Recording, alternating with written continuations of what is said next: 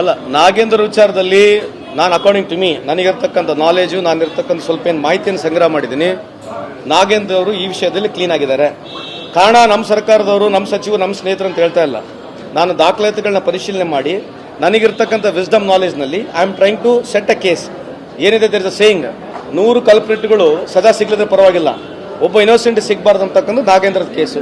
ನಾಗೇಂದ್ರ ಕೇಸ್ನ ನೀವು ಸರಿಯಾಗಿ ಸಮರ್ಪಕವಾಗಿ ಅರ್ಥ ಮಾಡ್ಕೊಂಡ್ರೆ ಅದಕ್ಕೊಂದು ಅವಕಾಶ ಅಪೋಸಿಷನ್ ಅವ್ರು ಕೊಟ್ಟರೆ ಚೆನ್ನಾಗಾಗುತ್ತೆ. ರೀಸನ್ ಯಾಕೆ ಹೇಳ್ತಾ ಇದ್ದೀನಿ ಅಂತಂದ್ರೆ, ಇರ್ತಕ್ಕಂಥ 20 ಅಕೌಂಟ್ಗಳು ಒಂದೇ ಬ್ಯಾಂಕಿಗೆ ಹೋಗ್ತವೆ, ಅದರ ನಾಗೇಂದ್ರ ಅವ್ರ ಹೆಸರಿಲ್ಲ, ನಾಗೇಂದ್ರ ಇನ್ವೆಸ್ಟಿಗೇಟ್ ಮಾಡಲ್ಲ. ನಿಮಗೆಲ್ಲ ಮಾಹಿತಿ ಇದೆ, 184 ಕೋಟಿ ಒಂದು ಇಂಟ್ರೆಸ್ಟ್ ಅಮೌಂಟು ದುಡ್ಡು ಸೇರ ಒಂದೇ ಬ್ಯಾಂಕಿಗೆ ಹೋಗುತ್ತೆ. ಒಂದೇ ಬ್ಯಾಂಕ್ಲಿಂದ 18 ಅಕೌಂಟ್ಗೆ ಹೋಗುತ್ತೆ, 18 ಅಕೌಂಟ್ಲಿಂದ 630 ಅಕೌಂಟಿಗೆ ಹೋಗುತ್ತೆ. ಇವೆಲ್ಲ ಅಕೌಂಟ್ಗಳು ಕರ್ನಾಟಕದಾಗ ಇಲ್ಲ. ಈ ಖಾತೆ ಏನು, ಈ ಇಲಾಖೆ ಖಾತೆ ಯಾವುದೇ ಬ್ಯಾಂಕ್ ಅಕೌಂಟ್ನಲ್ಲಿ ಓಪನ್ ಆಗಿದ್ರೆ ಫಲಾನುಭವಿಗಳಿಗೆ ಪಟ್ಟಿ ಅಷ್ಟೇ ಕೊಡಬೇಕು, ಅವರು ಬ್ಯಾಂಕ್ನವರು ಆ ಫಲಾನುಭವಿಗಳ ಪಟ್ಟಿಗಷ್ಟೇ ಟ್ರಾನ್ಸ್ಫರ್ ಮಾಡಬೇಕು. ಯಾವುದೇ ರೀತಿಯ ರಿಕ್ವೆಸ್ಟ್ ಬೋರ್ಡ್ಲಿಂದನೂ ಇಲ್ಲ, ಸಚಿವರಿಂದನೂ ಕೂಡ ರಿಕ್ವೆಸ್ಟ್ ಇಲ್ಲ. ಅದಾಗಿರ್ತಕ್ಕಂಥದ್ದು ಅಧಿಕಾರಿ and according to me the bank people. ಇದು ಅಕಾರ್ಡಿಂಗ್ ಟು ಮೀ ಇರ್ತಕ್ಕಂಥ ಜಿಸ್ಟ್ ಹೇಳಿರ್ತಕ್ಕಂಥದ್ದು. ಇದ್ರ ಬಗ್ಗೆ ಡೀಟೇಲ್ ಆಗಿ ಸಮರ್ಪಕ ಚರ್ಚೆ ಮಾಡ್ಲಿಕ್ಕೆ ಕೊಟ್ರೆ ಖಂಡಿತವಾಗಿ ನಾವು ಮಾತನಾಡ್ತೀವಿ.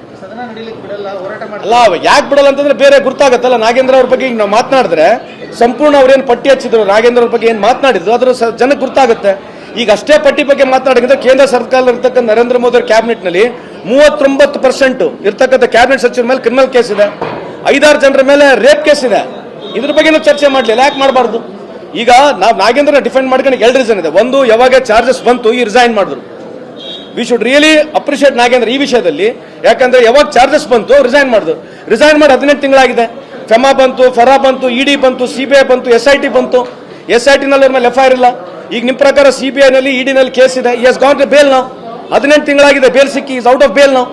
So why should not we have a proper ಒಂದು ನರೇಷನ್ ಆಗಲಿ. ನರೇಷನ್ ಒಂದು ಅವಕಾಶ ಕೊಡಲಿ, ಅಸೆಂಬ್ಲಿಯಲ್ಲಿ ಕೊಡಲಿಲ್ಲ, ನಾವು ಮಾತಾಡ್ತೀವಿ. ಚರ್ಚೆಗೆ ಬರಲಿ, ಚರ್ಚೆಗೆ ಕೊಟ್ಟಿರ್ತಾನೆ ಗೊತ್ತಾಗೋದು. So we request opposition, yes they got every right.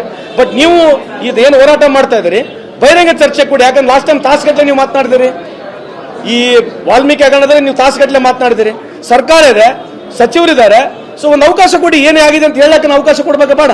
So that's why request, humble request ಇದೆ ಅಪೋಸಿಷನ್ ಅವರಿಗೆ, ಒಂದು ಅವಕಾಶ ಕೊಡಿ ಸದನದಲ್ಲಿ. Will come with lot of clarification about Nagendra ಅಂತ ಈ ಸಂದರ್ಭಕ್ಕೆ ಕೇಳಕ್ಕೆ ಬಯಸ್ತೇನೆ. ಅಲ್ಲ, ನಾಗೇಂದ್ರ ವಿಚಾರದಲ್ಲಿ ನಾನು ಅಕಾರ್ಡಿಂಗ್ ಟು ಮೀ ನನಗಿರ್ತಕ್ಕಂಥ ನಾಲೆಜು, ನಾನಿರ್ತಕ್ಕಂಥ ಸ್ವಲ್ಪ ಏನು ಮಾಹಿತಿಯನ್ನು ಸಂಗ್ರಹ ಮಾಡಿದ್ದೀನಿ. ನಾಗೇಂದ್ರ ಅವರು ಈ ವಿಷಯದಲ್ಲಿ ಕ್ಲೀನ್ ಆಗಿದ್ದಾರೆ. ಕಾರಣ ನಮ್ಮ ಸರ್ಕಾರದವರು, ನಮ್ಮ ಸಚಿವರು, ನಮ್ಮ ಸ್ನೇಹಿತರು ಅಂತ ಹೇಳ್ತಾ ಇಲ್ಲ. ನಾನು ದಾಖಲಾತಿಗಳನ್ನ ಪರಿಶೀಲನೆ ಮಾಡಿ ನನಗಿರ್ತಕ್ಕಂಥ ವಿಸ್ಡಮ್ ನಾಲೆಜ್ನಲ್ಲಿ I am trying to set a case. ಏನಿದೆ ದರ್ ಇಸ್ ಅ ಸೇಯಿಂಗ್, 100 ಕಲ್ಪ್ರಿಟ್ಗಳು ಸದಾ ಸಿಗಲಿದ್ರೆ ಪರವಾಗಿಲ್ಲ, ಒಬ್ಬ ಇನ್ನೋಸೆಂಟ್ ಸಿಗಬಾರ್ದು ಅಂತಕ್ಕಂಥ ನಾಗೇಂದ್ರದ ಕೇಸು. ನಾಗೇಂದ್ರ ಕೇಸ್ನ ನೀವು ಸರಿಯಾಗಿ ಸಮರ್ಪಕವಾಗಿ ಅರ್ಥ ಮಾಡ್ಕೊಂಡ್ರೆ ಅದಕ್ಕೊಂದು ಅವಕಾಶ ಅಪೋಸಿಷನ್ ಅವ್ರು ಕೊಟ್ಟರೆ ಚೆನ್ನಾಗಾಗುತ್ತೆ.